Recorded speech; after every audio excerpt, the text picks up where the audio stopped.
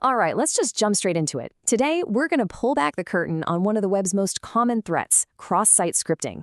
We'll break down its two main types, stored and reflected, so you can really understand how they work and, of course, how to defend against them. So think about what you do online every single day. I mean, what if just reading a comment on a forum or clicking a link that looks totally legit could actually compromise your entire account?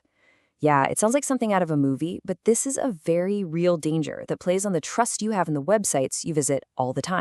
The bad guy in all these scenarios? It's called cross-site scripting, or XSS for short. It's this super sneaky vulnerability that basically turns a website you trust into a delivery system for malicious code. And, as we're about to find out, it has two very, very different personalities. So what is XSS, really?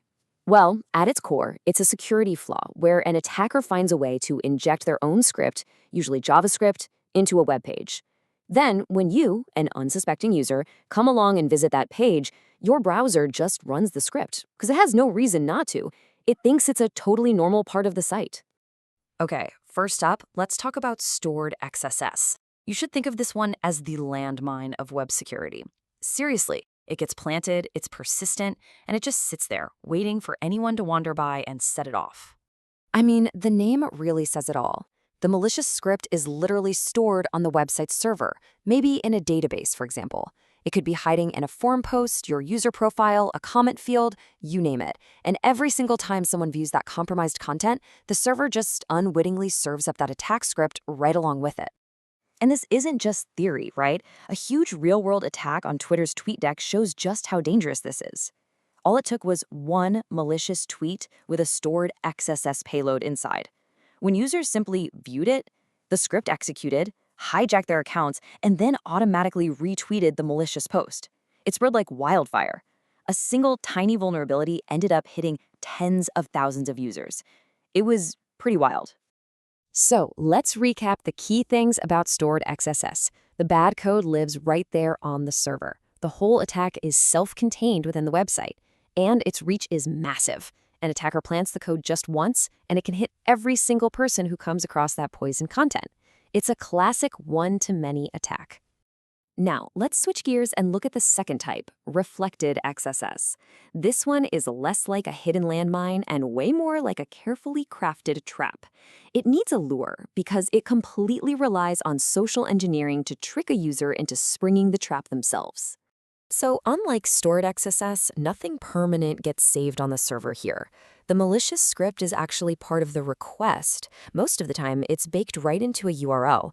The vulnerable website just takes this bad input from the URL and reflects it straight back in the response it sends to the user.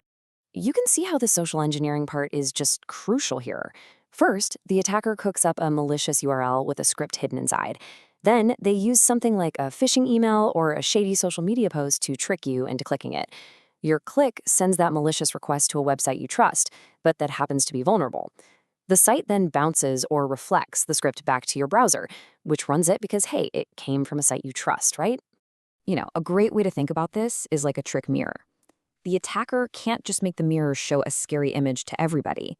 No, they have to convince you specifically to hold up their malicious script to the mirror. The mirror, the website, it just reflects back whatever you show it. It's totally targeted, and it only affects you in that one moment. All right, so we've met our two contenders. Now it's time for the showdown. Let's put them side by side to really lock in what makes them so different. This table really just cuts to the chase, doesn't it? The biggest difference is persistence. Reflected is temporary, stored is permanent.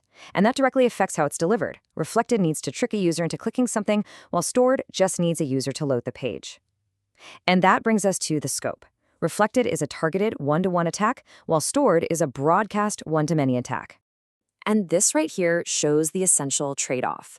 Reflected XSS is way more common. You see it all the time in things like search result pages or error messages, but its impact is targeted. Stored XSS, on the other hand, is the rarer, more dangerous prize for an attacker.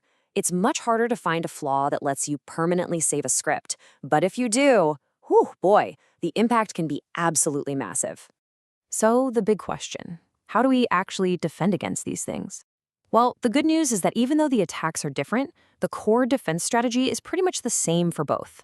This is so important to understand. every single XSS vulnerability, doesn't matter if it's stored or reflected, comes from one fundamental failure: blindly trusting user input. The second a web app takes data from a user and just plops it onto a page without cleaning it up first, it has swung the door wide open for an attack. Okay, so your main line of defense is a two-step process. First, you validate input. This is like having a bouncer at the gate, checking to make sure the data is in the format you expect. But the real silver bullet, the most critical step, is number 2: encode data on output. This just means converting special characters, like those angle brackets that signal code, into harmless text. That way, a malicious script just gets displayed on the screen as plain text instead of being executed by the browser. And honestly, the best part is that most modern web frameworks handle this for you automatically, which is a massive security win. But hey, let's be real. People make mistakes. Primary defenses can fail. So what's our backup plan? This is where this whole idea of defense in depth comes into play. It's all about adding layers of security. One of the most powerful second lines of defense is something called a content security policy, or CSP. It's basically an instruction you give to the web browser. It's a whitelist that says, hey, browser, you are only allowed to run scripts that come from these specific domains that I trust. So even if an attacker does manage to inject a script, CSP can stop the browser from ever running it. It's a fantastic safety net. Beyond CSP, another great layer is setting website cookies to be HTTP only. It's a simple little flag, but it makes them totally inaccessible to JavaScript. That prevents an attacker from stealing a user's session cookies, even if they do get a script to run. And of course, you have to be continuously testing your apps to find these flaws before the bad guys do. Look, no single defense is a magic bullet, but when you layer them all together, you create a really tough barrier. So, if you're going to remember one thing from all this, let it be this. With Reflected XSS, the attacker's real target is the individual user they can trick into clicking a link. But with Stored XSS, the target is the application itself. By poisoning the application, the attacker turns it into a weapon against its entire user base. And that kind of leaves us with a final question for you to think about. Now that you understand these attack patterns, how websites can reflect back a search term or store a comment, I want you to start looking at the web with new eyes. Every time you see a search box or a comment field online, just ask yourself, where's this data going and is it being handled safely? Because as we've seen, these hidden threats are pretty much everywhere.